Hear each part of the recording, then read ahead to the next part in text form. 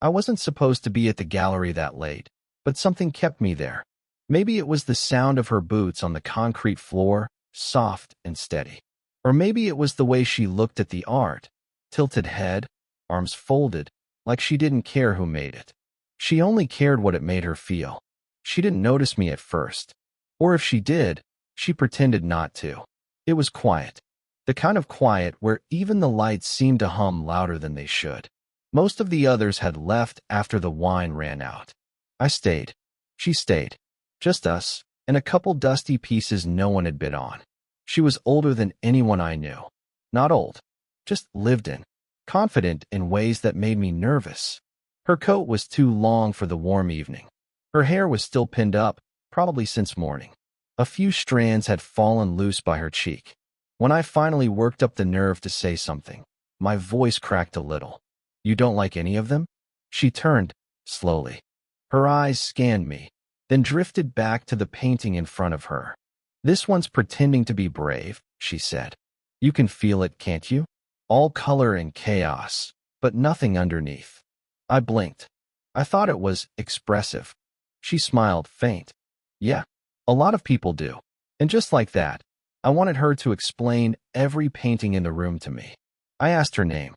She hesitated, then told me. It felt like a test, the way she said it. Like she expected me to forget it the second she turned away. I didn't. We talked longer than either of us meant to. About things that didn't matter, colors, bad music, her theory that people only buy art they understand. Then about things that did. Her last trip to Florence. My failed sketchbook. The professor who told me I had too much imagination for commercial design. She laughed at that. But underneath her laugh was something tired. Something careful. There was a moment, quiet, but sharp, when her sleeve brushed mine. She didn't pull away. Neither did I. She asked how old I was. I told her the truth. She nodded once, barely. Then silence. That long, complicated kind of silence that could mean 100 different things. I almost said something. I almost asked her to coffee, or to stay 5 more minutes. But I didn't. She beat me to it. "You don't know what you want yet," she said, like she'd just decided it. And maybe she was right. But I knew I wanted her to be wrong. She turned toward the door, pulled her coat tighter. Her heels clicked twice, then stopped. Just before she stepped outside, she looked back over her shoulder. Her eyes locked on mine. And then she said it, soft, like a dare. "You coming or not?" My heart stuttered. The gallery suddenly felt too warm, too bright, too full of everything I wasn't ready for. I took a step. Then my phone buzzed in my pocket. I didn't check it. Not yet. But her eyes flicked down, just once. Something changed in her face. Not fear. Not even disappointment. More like preparation. Like she'd been here before. And just as I reached for the door, the buzzing stopped. Then started again. A name lit up on the screen. And her hand was already on the door. I didn't answer right away. Just followed her out into the night. Unsure if I was making a mistake or finally doing something real. She walked ahead of me down the empty sidewalk, not saying much. Her coat moved in slow waves behind her. It should have felt awkward. It didn't. The silence between us had weight, but not discomfort. Like we were both listening for something neither of us could name. "I used to come here with someone," she said suddenly, nodding at a closed cafe on the corner. "A long time ago." I waited, but she didn't explain who. She didn't need to. There was a softness in her voice that didn't sound like it belonged to the present. "You married?" I asked before I could stop myself. She smiled, but it didn't reach her eyes. "Not anymore." I nodded. I didn't ask why. I didn't ask how long. I just held that piece of her like it was something fragile she wasn't used to handing over. "And you?" she asked. "Girlfriend back at campus?" "Not for a while," I said. Didn't really stick. She raised an eyebrow. "Too serious? Or not serious enough?" I laughed under my breath. "Probably both." We walked for a bit. Her pace slowed near a bench by the river. She sat first. I sat too close without meaning to. Or maybe I meant to. I don't know. There were things I didn't say. Like how every woman I'd dated before now suddenly felt like practice for something I never thought I'd get close to. Like how I wasn't sure if I wanted her, or just the way she made me feel. Older, seen, less unfinished. You don't know what this is, she said, not looking at me. I don't care, I said. Too quickly. She turned, studied my face like she was looking for cracks. I'm your mother's age. She's not you. Her laugh was small. Sad. That's not the defense you think it is. I'm not defending anything. Yes, you are, she said, softer now. And you should. I looked down at my hands. They were clenched in my lap. I hadn't noticed. There was a long pause. Then she leaned back against the bench, tilted her head toward the sky. Didn't think I'd ever have another first time, she murmured. The words landed heavy between us. Not romantic. Not flirtatious. Just true. I wanted to ask what she meant. I didn't. Instead, I said, you feel like the only real thing I've touched in months. She didn't respond, but her hand brushed mine. Not by accident. Not entirely on purpose either. I didn't move. Neither did she. And in that stillness, something shifted. Not everything, but something. Like we were both finally brave enough to let the silence speak for us. And in the quiet, I swore I heard her breathe. Don't follow me unless you mean it. We weren't touching anymore, but it still felt like we were. Her hand had moved. Mine too. But the memory of it stayed between us. Warm, unfinished. Then my phone buzzed again. This time I looked. Liam, dude. Why are you with her? I froze. She noticed. Everything okay? I slipped the phone back in my pocket like it burned. Just a friend. She looked at me too long for that to work. You told someone? No. I mean, he just saw us, I think. Something in her posture shifted. Straighter. More distance. He knows me, she asked, voice calm but not really. Small town, I said, avoiding her eyes. He recognized you from? I stopped. Her jaw tensed. From what? I swallowed hard. You taught his older brother. High school. She laughed once, sharp. Of course I did. Silence. I wanted to reach for her hand again, but my arms felt wrong. Heavy. Like doing anything would make it worse. I should go, she said quietly, starting to stand. Wait, I said too fast. She paused. I didn't tell anyone. I wouldn't do that. She nodded, but she wasn't looking at me anymore. Just the river. Or past it. I couldn't tell. You're not doing anything wrong, I said. She looked back at me, eyes glassy. Don't say that, she whispered. Don't make it sound simple. And she was right. It wasn't simple. I was 24. She was not. She'd lived decades more than me. Loved harder. Lost more. I had no idea what I was doing. But I knew how I felt when she looked at me like that. Like I wasn't a boy anymore. She started walking, fast this time. I followed. We turned the corner onto a quieter street, just as a black SUV pulled up fast and parked a little too hard. The door opened. My stomach dropped. Her ex-husband. I knew his face from Google. She'd mentioned him once. A passing story about architecture and control and how he'd always left the lights on in rooms he wasn't in. He stepped out, eyes flicking to me, then her. Didn't expect to see you out, he said. Cold. Flat.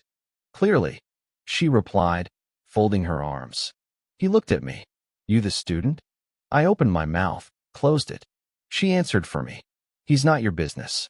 No, he said, voice tightening. But you used to be. She stepped between us without hesitation. Not aggressive. Just protective. I'm not yours anymore. The SUV engine ticked as it cooled. A long, horrible silence hung in the air. Then, finally, he walked back to his car, got in, and drove off. Neither of us said anything for a while. Then I whispered, "Why'd you stand in front of me like that?" She didn't look at me. Because I knew you wouldn't. I didn't know if that was an insult or the saddest truth I'd ever heard. But then she reached for my face. Her thumb brushed my cheek. Just once. She leaned in and stopped. Her breath hovered just near my lips. I can't, she said, eyes closing. Not yet. I couldn't sleep after that night. Every time I closed my eyes, I saw her hand trembling before it reached for my face. I heard the way she said, "Not yet," like it hurt more than it saved. We didn't speak for 3 days. Then I saw her again. By accident, maybe. Or maybe not. She was at the bookstore, standing in front of the travel section, running her fingers along a spine she wasn't really reading. I froze at first, then walked up behind her. You planning to disappear?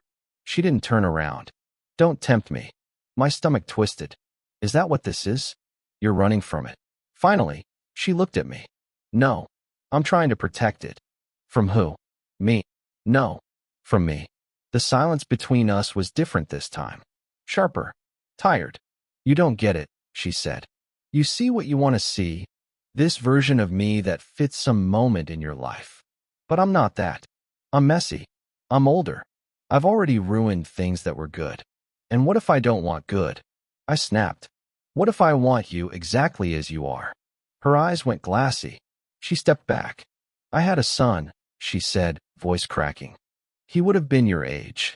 I blinked. Everything in me went still. I didn't mean to. I know, she cut in. You didn't know? But I do. Every time I look at you. My heart thudded so loud I thought she might hear it. Is that why you stopped? She nodded, slow. It wasn't just the world. It was me. I didn't trust myself to want something that much again. We stood there, surrounded by books neither of us were reading, frozen in a moment that was too big for the quiet room. And then I said it, what I'd been holding in since the gallery. I can't stop thinking about you. Her breath caught. I stepped closer. I dream about your voice. The way you say things without looking at me. I replay the way your hand hovered by mine and didn't move. You didn't have to kiss me. You already wrecked me.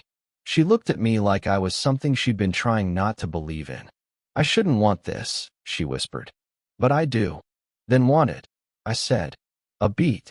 Then another. And then, the door behind us creaked open. We both turned. Liam. He stared at us. Me, standing too close, her eyes too red. He didn't say anything. Just looked. Judged. Understood. And suddenly, she pulled back. Fast. Too fast. Don't, she said. Not like this. She turned to go. I grabbed her wrist. Gently. Stopped her. Her eyes locked on mine. Her lips parted. But before either of us could say it, Liam's voice cut in. You're really gonna do this? You're really gonna do this? Liam's voice rang out like a fire alarm, slicing straight through us. She dropped my wrist like it burned. He stepped inside the store, eyes flicking between us, face unreadable. You said it wasn't like that, he said, eyes locked on me. You promised, man. My breath caught. Liam, you swore you were just helping her move paintings. That it wasn't anything. She flinched. So did I. You told him, she said, voice low, like she already knew the answer but wanted me to lie anyway. I didn't tell him this, I said quickly. It wasn't like that. We were talking about the show, that's all. I didn't know he'd. You said you don't tell people, she cut in, a bitter edge in her voice now. But you did. Even if you didn't mean to. Liam stepped in front of her now, blocking me out like I was some kind of threat. He's not who you think he is, he told her. You don't know what he's like when he doesn't get what he wants. Stop, I said, anger rising in my throat. But Liam wasn't finished. Tell her about last semester. About how you followed Madison around for weeks even after she ended it. My heart dropped. She turned to me, slowly. Is that true? It wasn't like that, I said, but it came out too fast, too defensive. I wasn't following her. We just didn't end things right. I thought there was still. She took a step back like she needed space to breathe. You didn't tell me. Because it didn't matter. Didn't it? She asked. Liam shook his head. He gets fixated. It's a thing. My brother warned me. And now it's you. Except this time, it's not some college girl. It's someone with a past.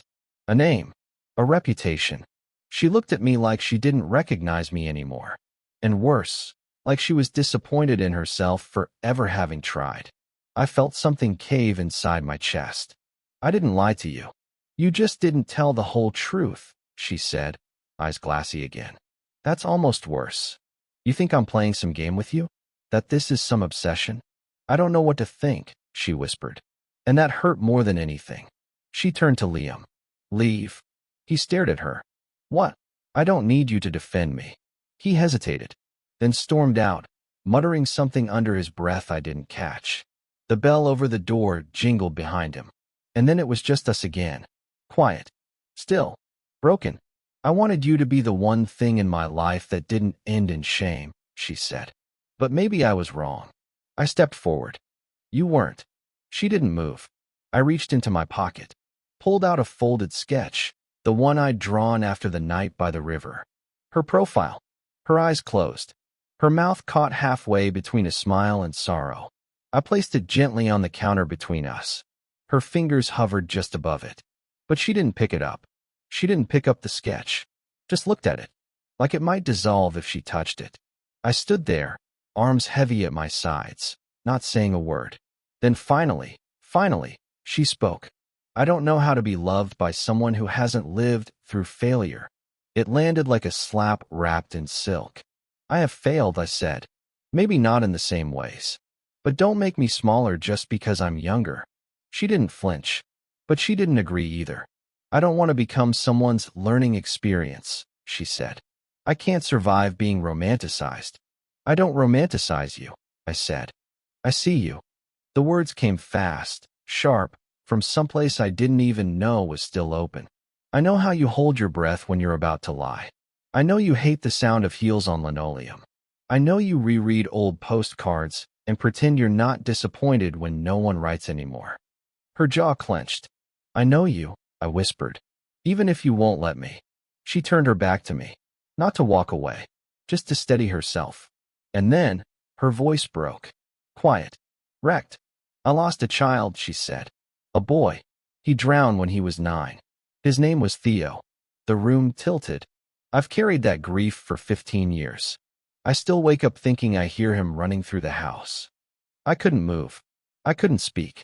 That's the part of me no one wants, she continued. The part that's stuck in time. That can't be fixed. I stepped closer, slow, like she might disappear if I moved too fast. You don't need to be fixed, I said. You just need someone who won't look away. She turned around then. Eyes red, mouth trembling.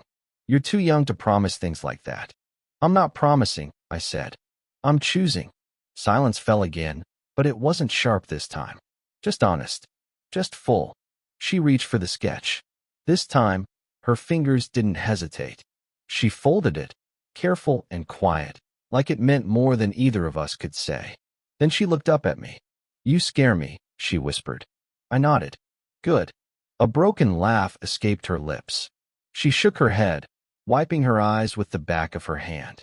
This doesn't end well, she said. Then let it begin badly. She stared at me, long searching, and then she stepped forward. Not for a kiss. Not for anything neat or cinematic.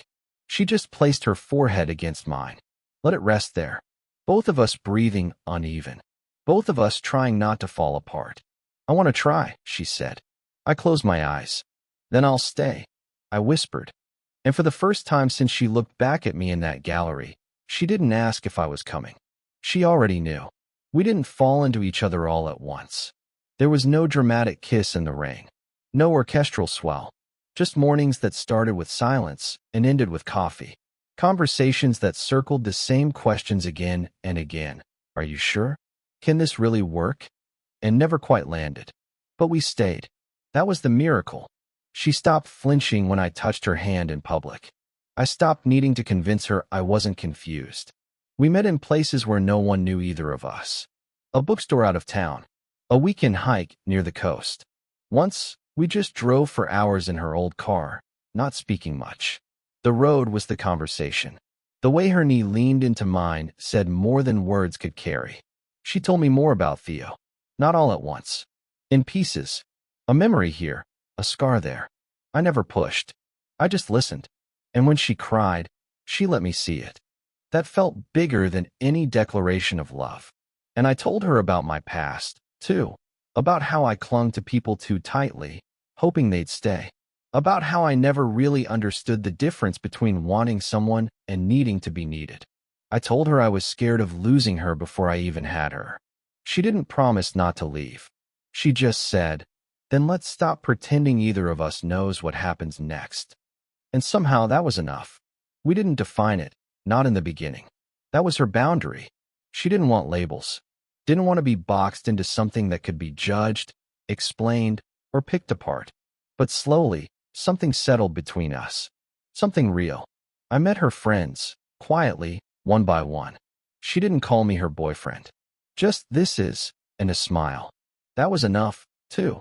Liam never apologized, but he stopped talking. That was his version of peace, I guess. I didn't blame him. He saw something he didn't understand, and maybe still doesn't. But we kept going. We made space for each other. She kept her independence. I learned how to live in the quiet without always needing more. It wasn't perfect, but it was ours. And one night, months later, after dinner and a walk through the gallery where it all started, she paused outside the door of her place. The same slight smile, the same sideways glance. Then she looked back and said it again. "You coming or not?" And I didn't hesitate. That's how it happened. Messy, real, a little broken. But maybe the best things are. Because love doesn't always roar. Sometimes it whispers. Sometimes it waits. And sometimes it just looks back. Did you enjoy the story? What kind of stories would you like to hear next? Let me know in the comments.